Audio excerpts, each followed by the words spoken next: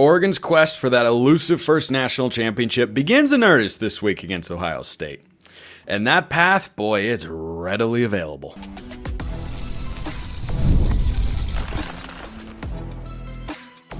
You are Locked On Ducks, your daily podcast on the Oregon Ducks. Part of the Locked On Podcast Network, your team every day.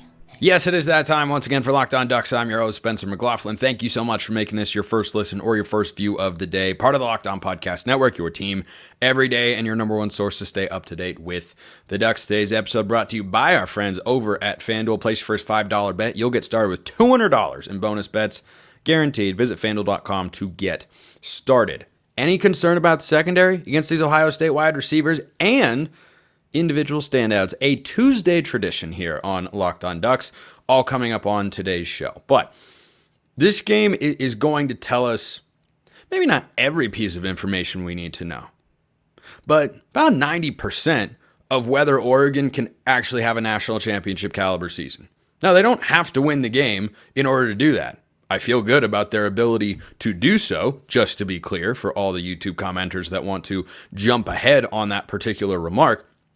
But Oregon's had 5 games to work out the kinks, settle their offensive line, get everything working at the highest level that you can, and you're at the midway point in the season here against Ohio State. But as you look around on the rest of college football, this is an incredibly gettable year for Oregon. The Ducks are not a window program that's going to regress in 2025 and not be able to put together a conference championship caliber team, but there's a lot of senior veteran leadership on this Oregon roster. You've got an experienced quarterback. Now, he's only played 5 games in the system, and hopefully Dylan Gabriel works things out going into Ohio State here because you got to protect the ball in the red zone. I don't think I'm breaking any real news there to Duck fans or anybody. But as you look around college football, ask yourself this question: who's the best team in the country? Well, it's Texas. Okay, Texas is a really good team. Texas is a really good team. I think they're worthy of being number 1 right now. Their best win is at Michigan, who's a good but not great team. So do we know how good Texas is? We'll learn more about them against Oklahoma this week. But Texas is a good team. There is no dominant team in college football, and that's the crux of the point I'm making, is Ohio State, really good team. Oregon, really good team. Alabama, really good team. Lost to Vanderbilt. There is no dominant team. And frankly, coming into this year, I thought it would be Georgia. I thought Georgia would get back to the level they were at a couple of years ago. I thought they would catapult themselves into the national title favorite conversation, which I thought they deserved to have coming into this year. And they still can win the national championship. Don't get me wrong. But this version of Georgia is not the same as the one that won back-to-back national championships, or even it looks like the one that was 1 game away from maybe winning a 3rd straight national championship a season ago. So Alabama's really good, but their floor feels like it's a little bit lower than it used to be. They didn't used to lose to Vanderbilt. We all know Kalen DeBoer is an exceptionally good coach. They can win it, but they clearly are more beatable than they have been in years where they've won the national championship. Georgia can win it, but they've proven that they're a little bit more beatable. And Oregon has a chance this week to prove to themselves and the rest of the country that they can play that sort of level, because Ohio State has been really good. You look at the scores in the 5 games they've played, they haven't played a tough opponent yet. Oregon has 1 ranked win, and it's against Boise State, and it was really, really close. And if Ohio State played Boise State, I think they'd probably do better than a game-winning field goal at the end. I also think this current version of Oregon is better than what was playing on the field at Autzen Stadium a few weeks ago. But this opportunity against Ohio State is a really, really big game. And yet, because of the 12-team playoff, whether you like it or not, I've made my thoughts very, very clear on the matter. It's great for Oregon. Doesn't mean I think it's great for college football. It does lessen the stakes of this Ohio State game. And if Oregon doesn't win, season is not lost. Now, if Ohio State goes into Autzen Stadium and wins by 20, 30 points, then there's a problem. Then there's a problem. But if this comes down to a game-winning field goal and Oregon loses, or if it comes down to a game-winning field goal and Oregon wins because Andrew Boyle hits from 50 yards, because apparently that's something that Oregon can do now, the opportunity is there. The college football landscape is as open and feels as level at the top of the sport as it has in the last several years. I mean, Michigan was clearly better than anyone they played, except for Alabama. Bama had one fourth down they needed to get off the field for, and they could have won the game. And Georgia probably could have played Michigan tight as well. But everybody else, I don't know. Washington was clearly better than Texas. Michigan was clearly better than Washington. I'll talk more about this Oregon team compared to last year's Oregon team, but this is certainly an opportunity. This is as good of an opportunity as Oregon has had to push for a national championship. The schedule works out. The rankings are there. The team is there. Lanning's in year 3. You got to go out and take it. You got to go out and just grasp that opportunity, and it starts with Ohio State, does not end there, one way or the other. Even if Oregon beats Ohio State on Saturday, which I think is entirely possible, I'll tell you right now is where my head is at prediction-wise in this game, even though Ohio State, according to our friends at FanDuel, is up to a 3.5-point favorite on the road. I think that's given... I don't think that number should be in that particular area, but hey, what do I know? I haven't picked an Oregon game correctly against the spread this season, but if Oregon goes out, wins the football game, they will immediately be seen on a national level as a national championship contender. But if they lose the game close, you can have the same thing that happened when Oregon lost in Seattle to Washington a year ago, where everyone looks up and goes, those are the two best teams in the conference. They're probably going to meet again in the conference championship game. I'd lean towards, though I'm not 100% confident saying, because you can't predict anything in college football. It's a wild, crazy, beautiful jungle of a world out there. I'd lean slightly more likely than not that Oregon and Ohio State meet again in the Big Ten championship game. But Oregon's got a long way to go between now and then. But the path that begins in earnest this Saturday to show that Oregon, and you've had enough time to tune things up, to work out the kinks, to be playing really good football. I don't think there's a massive next gear that Oregon can get to. They can be better in certain areas. Dillon Gabriel can be better in the red zone. That's probably the biggest thing on Oregon fans' minds right now. But there isn't some massive leap. I talked about the defense yesterday. It's as ready as it could possibly be to go play Ohio State, to help bring Oregon to that national championship sort of level. The offense has got all of that potential. Took a step forward in the running game last week. And Dillon Gabriel took a step back. But if he takes that step forward again, then Oregon will have a shot. They've got the roster. I think they've got the coach. This is going to be an awesome game. Biggest game in the history of Autzen Stadium. First time there's ever been a top 5 matchup played in that beautiful spectacle of college football. It starts this week, continues the rest of the year. But we thought coming into the year, hey, Oregon can push for a national championship. And 6 weeks into the season, 5 games in a bye for Oregon, I feel that is the case. I feel like Oregon's play has been trending up in the last couple of weeks from where it was to begin the year. There are not that many more steps forward they can take in terms of playing a complete game. Just comes down to going out, executing on the field on Saturdays. But the rest of the college football landscape makes me feel supremely confident that if Oregon reaches their full potential, they can play for a national championship this year. And boy, I'm ready for it all to get started in earnest, to get a real test, a real measuring stick against Ohio State. Because the Buckeyes look every bit as good as I thought they would be. And if Oregon beats them, that'll legitimize the Ducks, not just in the eyes and hearts and minds of Oregon fans, but in the rest of the country as well, and indeed it should. Let me know your thoughts in the YouTube comments or hit me up on X, formerly known as Twitter. Should Oregon feel good about the corners defending these Ohio State wideouts? It's a good Ohio State receiving core. I don't think it's quite as good as the one they faced several years ago that had Jackson Smith and Jigba and Chris Olave and Garrett Wilson. Pretty sure they're all on that 2021 team. But it's a very good receiving core. Let's not make any bones about that. How does Oregon's secondary match up? That is coming up next. All right, Locked On Ducks fans, time for the Roy Player of the Week. The Roy app lets you directly support your favorite athletes. Unlike collectives where you make a donation to a general fund, Roy lets you choose the specific athlete you want to support. You back the players you care about and in return get exclusive content after the season, like personal videos and updates. And the best part, it's risk-free. If the athlete transfers or doesn't create the content, you get your money back. This week, I'm picking Jordan James as the Roy Player of the Week. A career best, 166 yards on the ground against Michigan State. I'm talking about him more later on today's show because he, of course, is going to be an important piece of Oregon getting a win against the Buckeyes this Saturday night. Roy is doing their part to bring fans closer to their schools and athletes with an exciting giveaway. Roy is giving one lucky fan 2 tickets to any game of their choice in November, like Oregon at Michigan or Oregon at Wisconsin. Here's how to enter. Download Roy in the App Store or Google Play. Use code LOCKEDON when signing up, and you're entered. Already on Roy? Make a payment to any athlete's campaign. You'll also be automatically entered. No purchase necessary. Void where prohibited. Go to joinroy.com for official rules. Download Roy and try it out. There's no subscription, no recurring fees, and for as little as $10, you can get in the NIL game. Roy, support the players, change the game. How ready is Oregon secondary for Ohio State? Well, we can't know the answer 100%, of course, until the game actually plays out. I feel really good.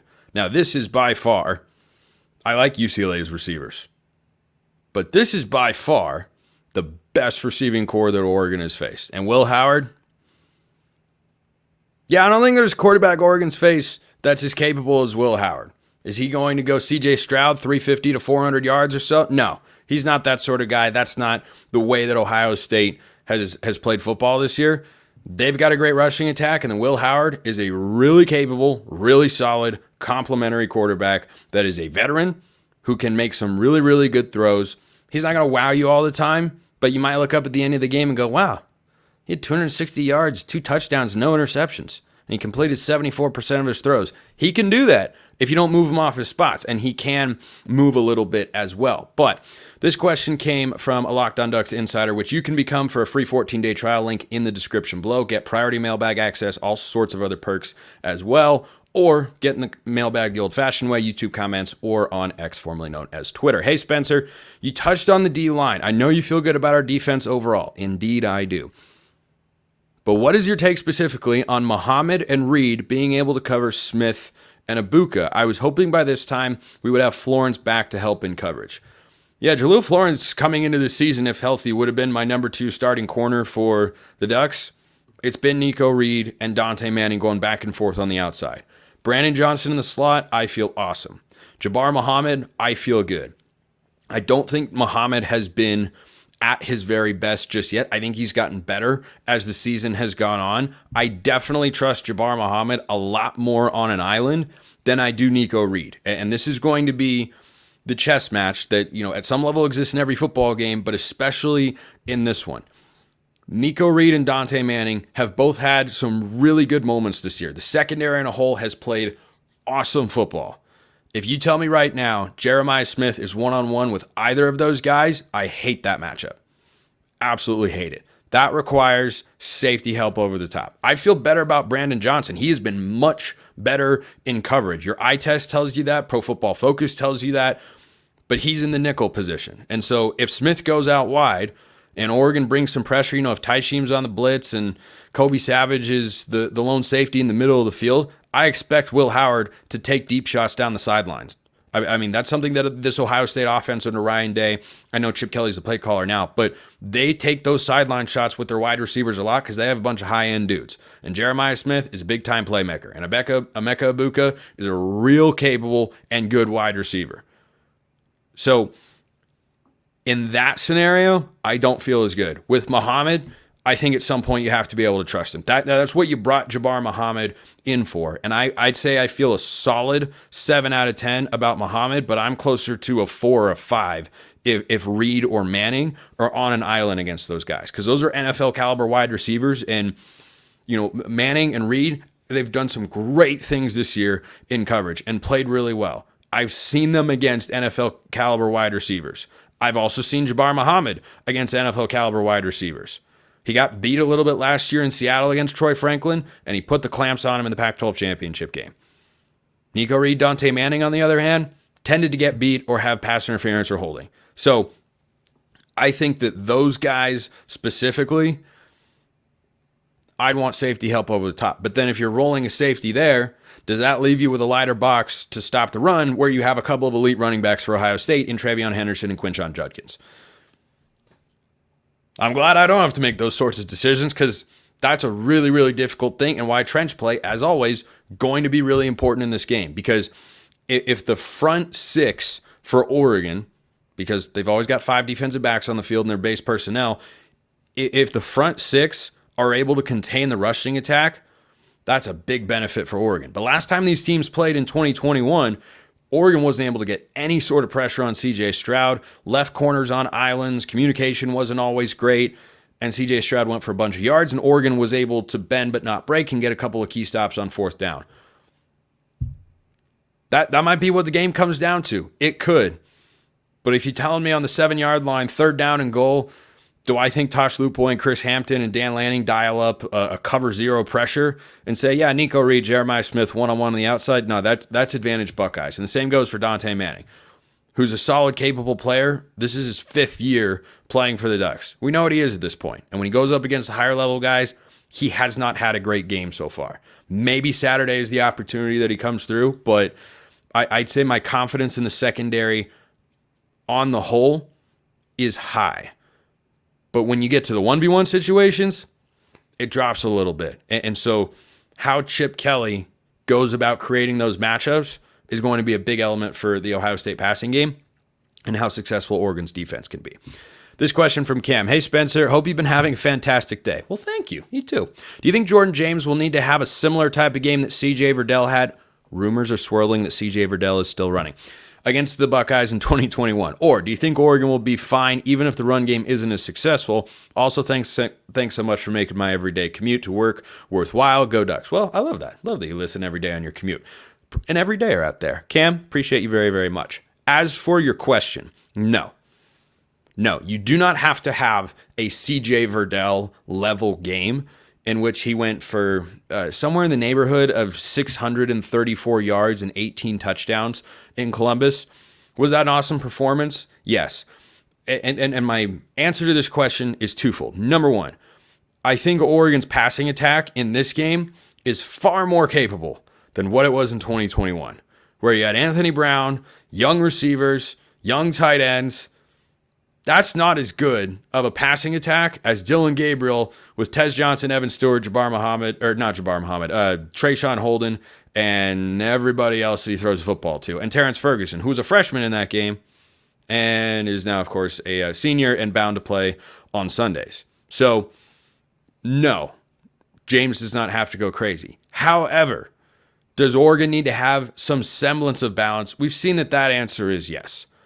Because can you dink and dunk your way down the field against Ohio State? Not entirely. You'll probably have to do it more than you did against other teams. Like, I think stylistically the offense could look a lot more like it did against Idaho than it did against, say, Oregon State, where they were getting a bunch of chunk plays, because Ohio State's got the athletes on the outside to match up with Oregon's wide receivers. Caleb Downs is a dude. Denzel Burke is a dude. I don't know every other member of their secondary off the top of my head, but those two guys by themselves, either one would start immediately and be the best player in Oregon secondary right now. And I like Oregon secondary a lot. Those two guys are dogs. So I don't think you have to have a big game, but certainly Jordan James has to have some running lanes. Like, he can not just be effective, but also be a tone setter with the way he runs the football. I mean, you talk about being a Big Ten running back, Jordan James is definitely that guy. Juan asks, is this year's Oregon team as good as last year's? Is Ohio State better than the Huskies team last year? I think Oregon's on a similar level. I think this Ohio State team is different than last year's Washington team.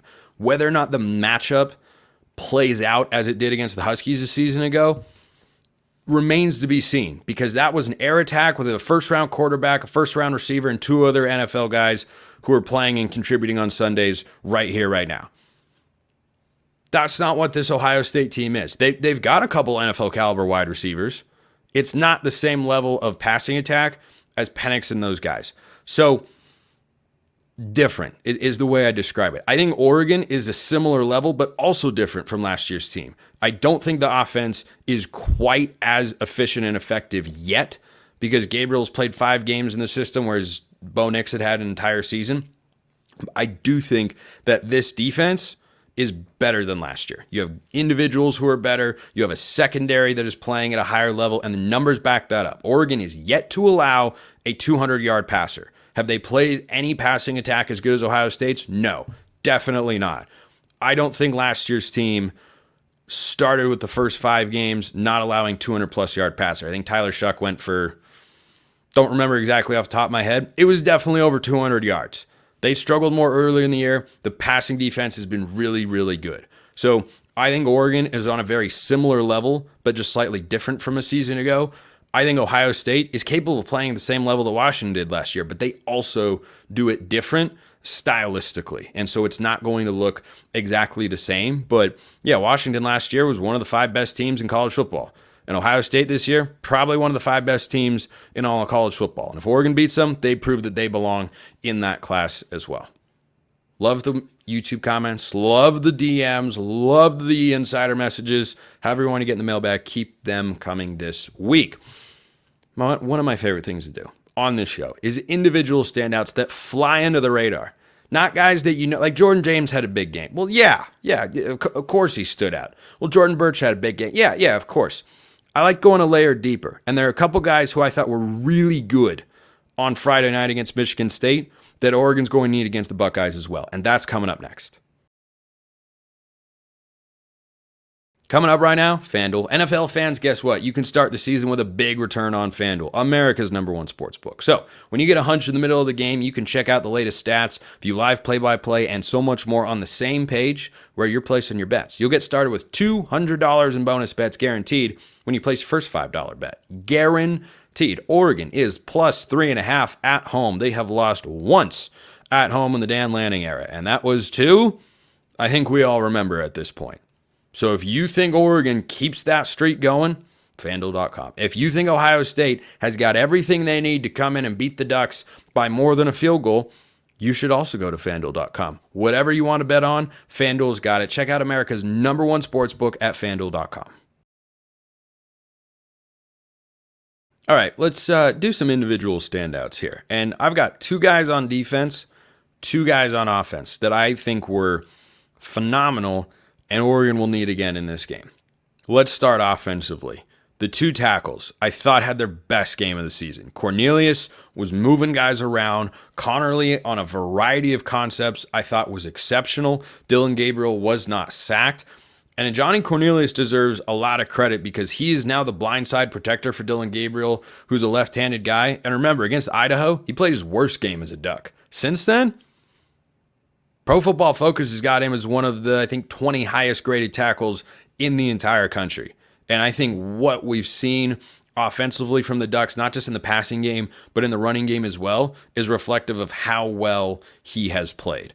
And Connerly, I feel like he's making big blocks, not just in the passing game, but getting out and pulling into space, leveling guys, leading the way on screens. Like I see those 2 guys making more of an impact every single week and playing some of their best football of their careers. And against this Ohio State defensive front, they've got to be huge because Ohio State is easily the best front 4 Oregon's faced this year.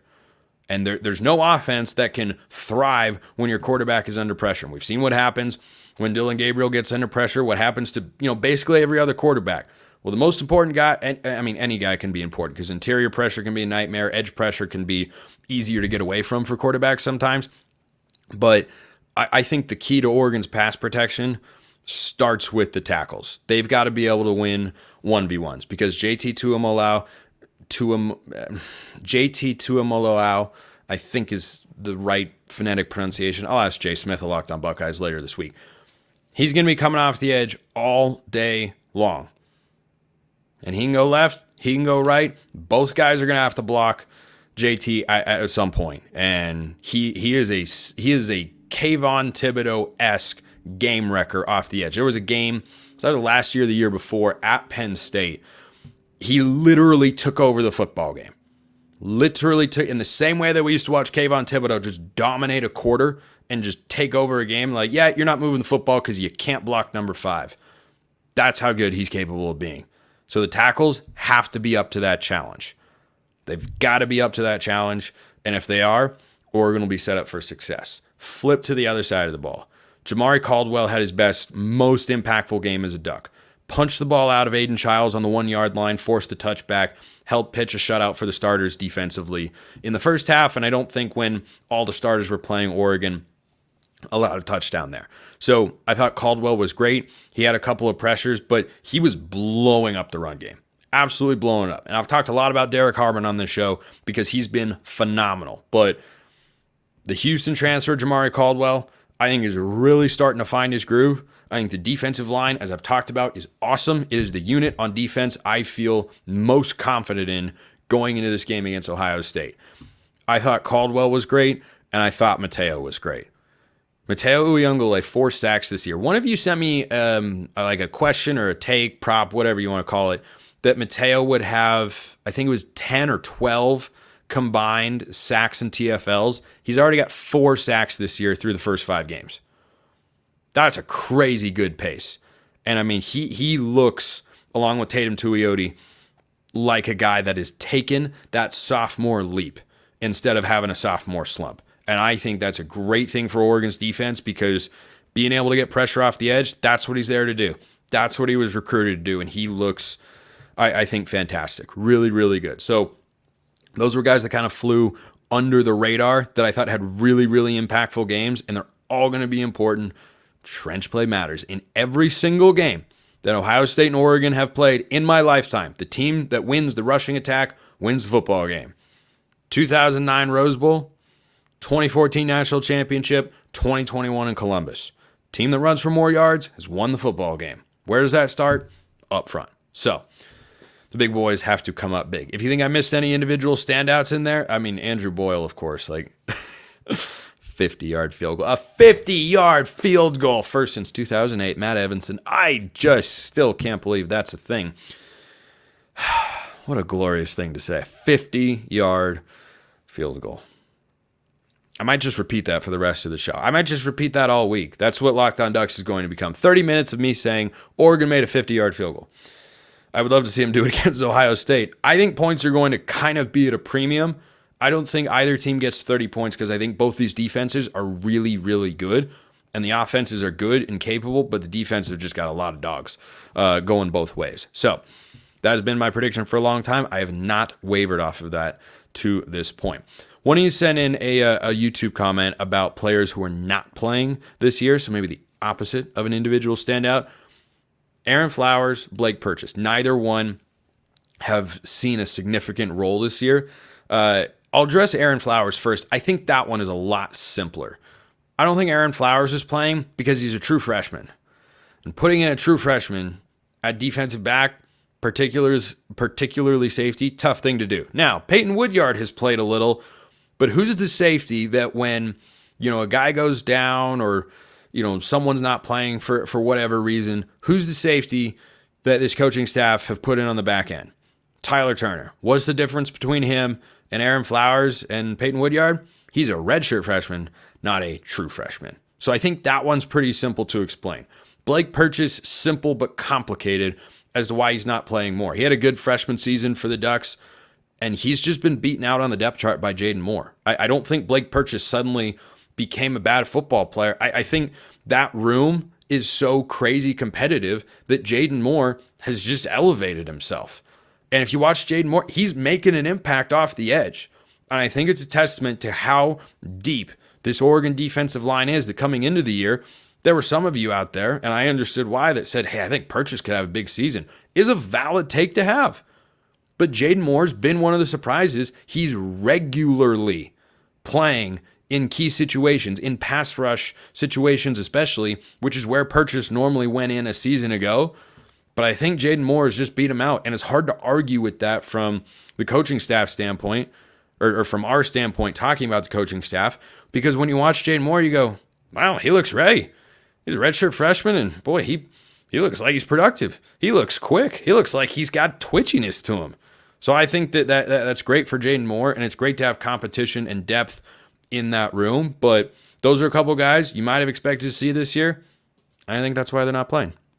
Thanks for making this your first listen. Go make Locked On College Football your second. I do host over there, giving you the biggest stories in this, the greatest sport on planet Earth. Appreciate everyone listening. I'll see you next time. Have a wonderful rest of your day. And as always, go Ducks.